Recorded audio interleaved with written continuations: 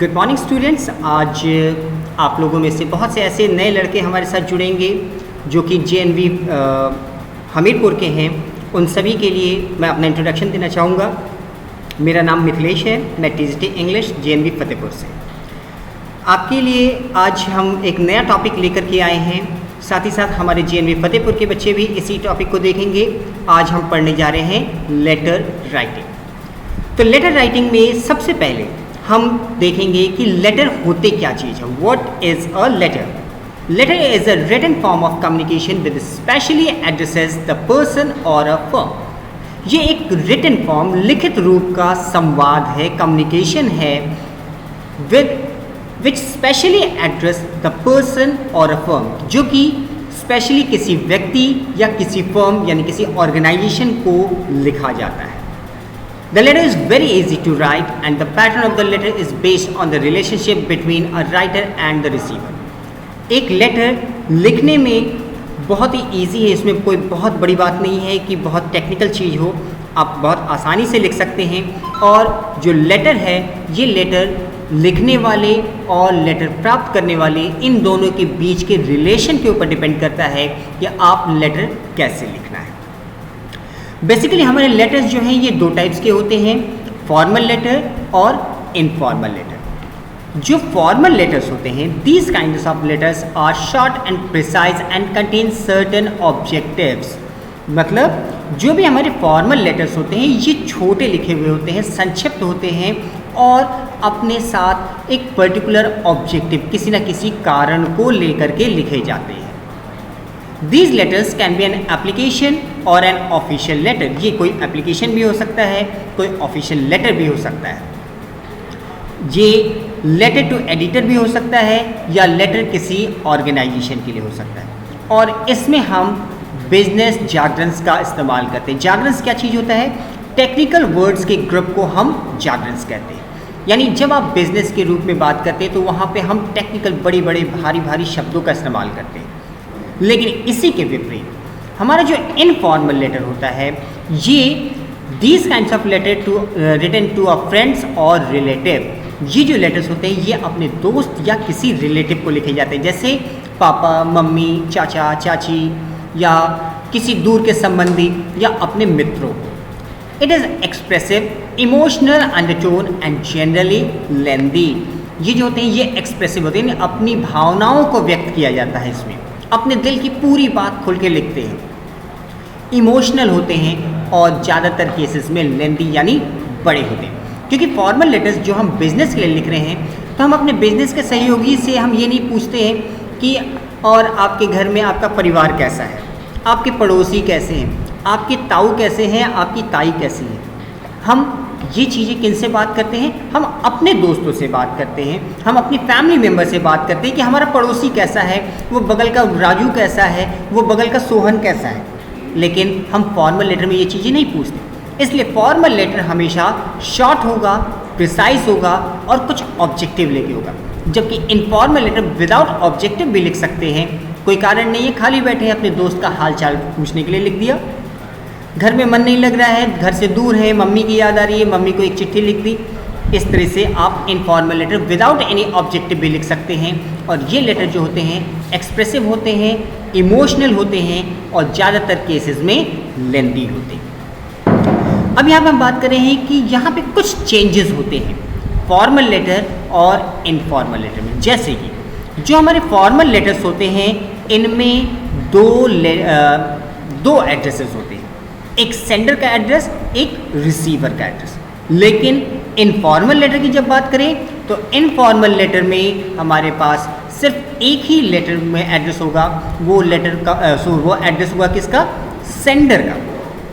क्योंकि जो रिसीवर है, रिसीवर का एड्रेस तो एनवेलप के ऊपर लिख दिया गया है। अब हम यहाँ एक एक करके दोनों लेटर्स को देखते हैं। सबसे पहले देखते हैं हम इनफॉर्मल लेटर कैसे लिखेंगे इसको। सबसे पहले सेंडर एड्रेस यानी भेजने वाले का पता, यानी हम लिख रहे हैं हमारा पता। एक लाइन छोड़िएगा, डेट लिखिएगा, डेट के बाद एक लाइन फिर छोड़िएगा, फिर लिखिएगा सैल्यूटेशन। सैल्यूटेशन क्या है? सैल्यूटेशन मीन्स जैसे कि dear friend, respected father, respected mother, dear neighbours etcetera, इस तरह की चीज़ें। और ये जो लेटर का कंटेंट है, ये कंटेंट जो है जनरली आपका होगा 2 या 3 पैराग्राफ्स में। उसके बाद सबसे लास्ट में हम लिखेंगे सब्सक्रिप्शन। सब्सक्रिप्शन क्या चीज़ है? जैसे हम लास्ट में लिखते हैं ना, आपका प्यारा पुत्र, आपका शुभेच्छा, ऐसे करके आप जब हिंदी लिखते हैं तो ऐसे ही यहाँ पे इंग्लिश में हम लिखते हैं, दैट इज कॉल्ड सब्सक्रिप्शन, जिसका मतलब है yours loving friend, yours loving daughter etcetera. इन तरह की चीज़ों को हम लिख सकते हैं। और उसके बाद सबसे नीचे लिखते हैं अपना नाम। अब यहाँ पे हम थोड़ा फॉर्मल लेटर देखते हैं, फिर इन दोनों में हम डिफरेंस दिखाएंगे आपको, क्या थोड़ा सा डिफरेंस है।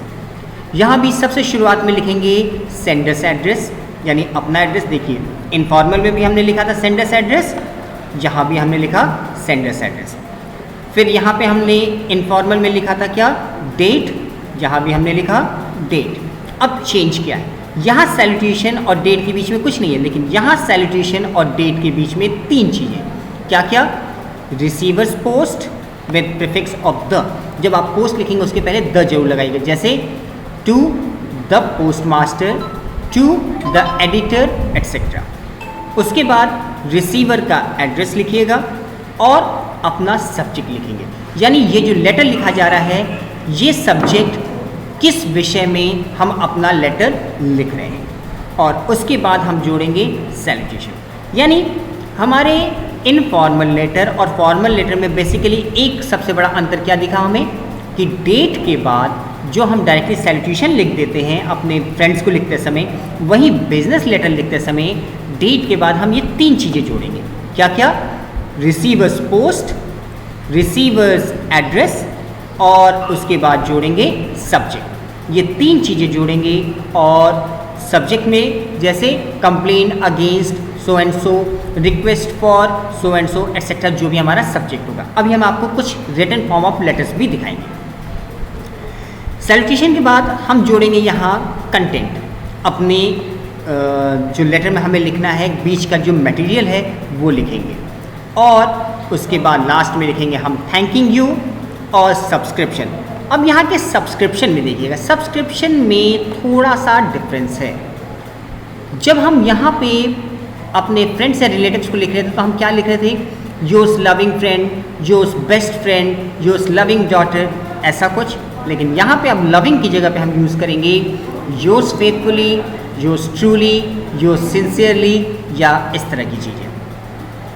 उसके बाद सेंडर्स नेम, यहाँ पे हमने भी नेम ऑफ सेंडर लिखा था, यहाँ भी नेम ऑफ सेंडर लिखेंगे, लेकिन यहाँ पे देखिए पोस्ट नहीं थी, लेटर यहाँ फिनिश हो गया था, पर यहाँ सेंडर एड्रेस के बाद सेंडर की पोस्ट भी होगी। लाइक लिखने वाला व्यक्ति कौन है? क्या ये कोई कंपनी का मैनेजर है, सोशल वर्कर है, कौन है ये आपको लिखना पड़ेगा। अब यहाँ पे देखो, आपको हम दिखाते हैं कि सब्जेक्ट क्या चीज़ है, एड्रेस क्या चीज़ है, सैल्यूटेशन क्या चीज़ है। Introductory paragraph, body, conclusion. आप ये जो इनसाइड द एड्रेस है, सॉरी इनसाइड सैल्यूटेशन के बाद ये जो बॉडी है, इंट्रोडक्टरी पैराग्राफ और बॉडी और कंक्लूजन, ये 3 चीज़ें हमने आपसे पहले कहा था कि 2 या 3 पैराग्राफ में हम अपने लेटर को लिखते हैं। ये 2 या 3 पैराग्राफ यही है। आप कंक्लूजन लिख सकते हैं कि अगर आपने लेटर लिखा तो आप क्या कहना चाह रहे थे इस लेटर के द्वारा। इंट्रोडक्टरी पैराग्राफ में आप शुरुआत में लिखा, बॉडी लिखी और लास्ट में आपने क्लोजिंग कर दिया, थैंक यू कर दिया। कुछ सैम्पल्स हम आपको दिखाते हैं, इन सैम्पल्स को देख करके आपको ज़्यादा क्लियरली समझ में आएगा। पहला एग्जाम्पल हम आपको दिखा रहे हैं लेटर टू द एडिटर, यानी किसी एडिटर, न्यूज़पेपर के एडिटर को जनरली लिखने के लिए आता है क्वेश्चन, यहाँ आए तो आप कैसे लिख सकते हैं। सबसे पहले हमने देखी क्या लिखा था कि सबसे पहले हमें लिखना है क्या, सेंडर्स एड्रेस। ये देखिए सबसे पहले सेंडर्स एड्रेस लिखा हुआ है, यानी लिखने वाला व्यक्ति कहाँ का रहने वाला है, E218 ये फ्लैट नंबर है, लाजपत नगर, न्यू दिल्ली का रहने वाला है। ठीक, उसके बाद हमने लिखा कब ये चिट्ठी लिखी गई, आज लिखी गई। आज की डेट है हमारी 8 सितंबर की, 8 सितंबर 2020 को ये चिट्ठी लिखी गई। किसको लिखी गई, एडिटर को लिखी गई। ठीक है, तो एडिटर के पहले हमने देखी यहाँ पे क्या जोड़ा है, द जोड़ा है, the times of the editor और ये हमारा अखबार का नाम है। इसलिए इस अखबार के नाम के पहले आप लोगों ने जब ग्रामर पढ़ा होगा तो पढ़ा होगा कि जब कभी भी न्यूज़पेपर का नाम होता है तो उसके पहले द लगाना जरूरी होता है, इसलिए हमने लिखा the times of India new Delhi. यानी 3 चीज़ें क्या क्या हो गई हमारी, सेंडर्स एड्रेस हो गया, डेट हो गया, यहाँ हमारा रिसीवर्स पोस्ट हो गया, ये हमारा रिसीवर्स एड्रेस हो गया। हमने सब्जेक्ट लिखा कि आखिर हमने ये चिट्ठी लेटर एडिटर को क्यों लिखी है, तो indiscriminate use of loud speaker, loud speaker बहुत तेज़ तेज़ बजता है, उसके विषय में हम लिखना चाहते हैं। हमने लिखा dear sir, I would like to bring your kind attention to the indiscriminate use of the loudspeaker through the Times of India column. ये आपके न्यूज़पेपर के कॉलम के द्वारा हम अपने एरिया में बजने वाले जो लाउड स्पीकर बिना किसी रोकथाम के बजते रहते हैं, दिन भर बजते हैं, तेज़ आवाज़ में बजते हैं, इसकी प्रॉब्लम को हाईलाइट करना चाहते हैं। Nowadays the loudspeaker has been used by the companies beyond the stipulated time in marriages and religious ceremonies. आज की डेट में जो लाउड स्पीकर्स हैं ये बहुत सारी कंपनीज़ के द्वारा बिना किसी रोकथाम के, जैसे मैरिज वगैरह में आपको पता होगा कि रात 10 बजे के बाद परमिशन नहीं होती है कि आप लाउड स्पीकर या डीजे वगैरह चलाएं, लेकिन बहुत से लोग ऐसा कर रहे हैं in religious ceremony and marriages. The nuisance cause disturbance to the student and adults. और इस प्रकार से जो परेशानी हो रही है इसमें सबसे ज़्यादा भुक्तभोगी किनको डिस्टर्बेंस हो रहा है, हमारे स्टूडेंट्स को और एडल्ट्स को। I would request senior authorities to consider the concern and take some strict measure to eliminate the nuisance. Efforts for such concern will be appreciated by all. और वो लेटर में लिख रहे हैं कि मैं रिक्वेस्ट करना चाहता हूँ सीनियर अथॉरिटी से कि इसके खिलाफ इस तरह की जो घटनाएं हो रही हैं इनको दूर करने के लिए एक कड़ा कदम उठाएं। Efforts for such concern will be appreciated by all. और इस प्रकार के इस तरह के उठाए हुए सख्त कदम सभी के द्वारा अप्रिशिएट किए जाएंगे। जो सिंसियरली आपका नाम दिया हुआ है, यानी आपने टाइम्स ऑफ इंडिया में अपनी बात दी कि आप न्यूज़पेपर में इन चीज़ों को हाईलाइट कीजिए कि हमारे एरिया में लाउड स्पीकर बजता है, मैरिज में टाइम से बियॉन्ड बजता है और इससे स्टूडेंट्स एंड एडल्ट्स को बहुत परेशानी होती है। यहाँ पे हमने देखा बहुत ही शॉर्ट 4 से 5 लाइंस में हमने अपने पूरी मैटर को लिखा, साथ ही साथ हमने क्या किया, रिक्वेस्ट भी कर दिया कि आप इसके खिलाफ कदम उठाएं। देखते हैं एप्लीकेशन अगर आप प्रिंसिपल सर को लिखना चाहें तो आप कैसे लिखेंगे।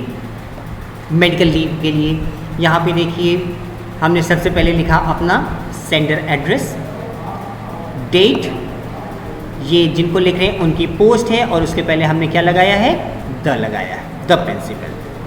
कौन से प्रिंसिपल, उनका एड्रेस लिख दिया, Delhi public school Indirapuram new Delhi, नई दिल्ली के स्कूल को लिखा। सब्जेक्ट, चिट्ठी क्यों लिखी गई है, सैंक्शन 2 वीक मेडिकल लीव, 2 हफ्ते की हमें छुट्टी चाहिए इसलिए। लिखते हैं डियर सर, आप चाहें तो यहाँ रिस्पेक्टेड सर भी लिख सकते हैं। I am a student of class 7th A and I'm suffering from high viral fever. I have been admitted to the hospital due to extreme weakness. मैं क्लास 7th A का student हूँ और मुझे बहुत तेज वायरल फीवर है। मैं hospital में बहुत ज़्यादा कमजोरी की वजह से एडमिट भी हूँ। For this reason I want to apply 2 weeks लीव। हम 2 हफ्ते की लीव लेना चाहते हैं।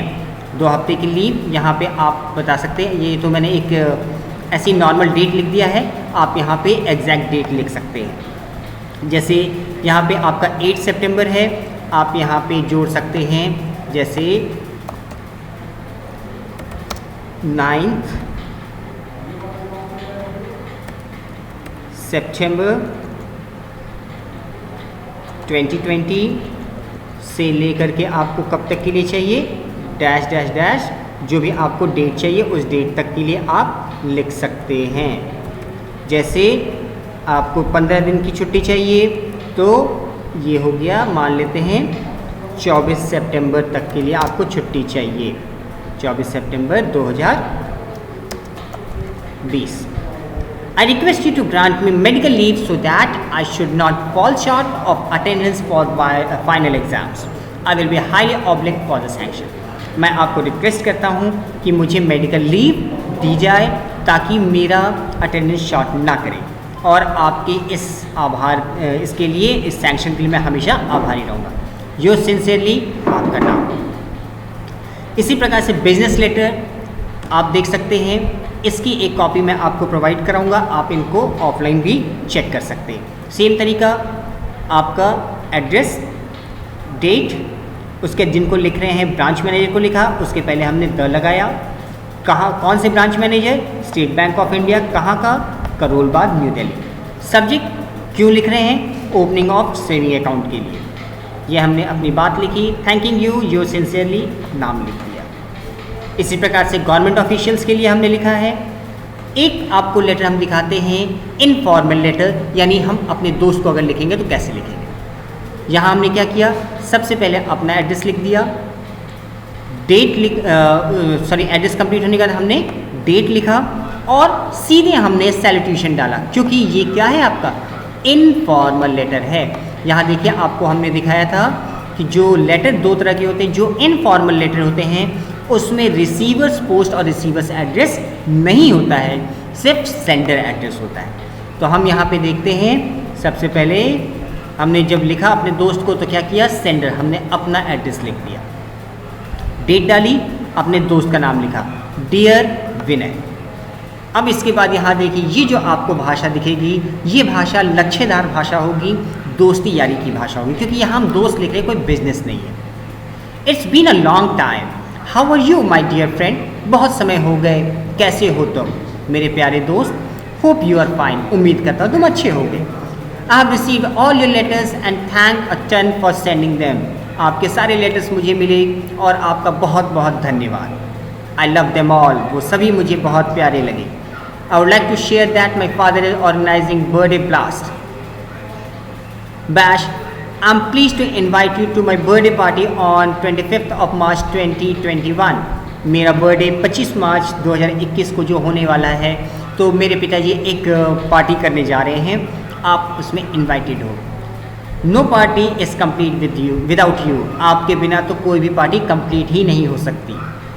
You need to book your ticket in advance and do come early, आप एडवांस में टिकट बुक करा लेना और जल्दी आना, यानी ऐसा नहीं कि 25 तारीख को ही आना, जल्दी आना। Bring your brother Arjun along with you, it will be a great fun, अपने भाई को भी लेके आना। अंकल आंटी अच्छे होंगे, उम्मीद करता हूँ। My regards to them, see you soon, उन सभी को मेरा चरण स्पर्श, और जल्द ही मिलते हैं। योर बेस्ट फ्रेंड शिवम, आपका बेस्ट फ्रेंड शिवम। तो इस प्रकार से हमने अपने लेटर को बहुत ही एलोब्रेट करके लिखा, क्योंकि अगर इसमें कहा जाए तो हमारा लिखना क्या था, बर्थडे के लिए इनविटेशन, पर अपनी इसमें दोस्ती यारी की चीज़ों को लिखा, बहुत समय हो गए, मुलाकात नहीं हुई, कैसे हो तुम। जबकि यहीं आप देखिए, जो हमने फॉर्मल लेटर्स लिखे थे, यहाँ हमने कभी नहीं पूछा आप कैसे हो, कब आओगे, क्या करोगे, कैसे हो। मम्मी पापा, अंकल आंटी को मेरा चरण स्पर्श, जैसे यहाँ पे हमने लिखा था ना, hope uncle aunty is doing well, my regards to them, मेरा प्रणाम उनको कहना, सी यू सून। ऐसी चीज़ें हम फॉर्मल में नहीं लिखते, पर इनफॉर्मल लेटर में ऐसी चीज़ें लिखते हैं। तो इस प्रकार से हमने आपको लेटर के कुछ तरीके बताए हैं कि किस किस प्रकार के लेटर्स लिखे जाते हैं और क्या होते हैं। तो आप लोगों को आज करना ये है, मैं इस लेटर में, इस वीडियो के साथ साथ एक लिंक और दूंगा, उस लिंक से आप इस लेटर को हार्ड कॉपी में आप डाउनलोड कर सकते हैं। आप जब चाहें तब इसको देख सकते हैं, जब चाहें तब पढ़ सकते हैं, चाहे तो आप इसको प्रिंट भी करा के रख सकते हैं। आप इसको आज प्रैक्टिस कीजिएगा, अगली मुलाकात में मिलते हैं, इससे आगे थोड़ा और बढ़ेंगे। Till then, stay at home, be safe from corona, be happy, enjoy your days and study well. Have a nice day.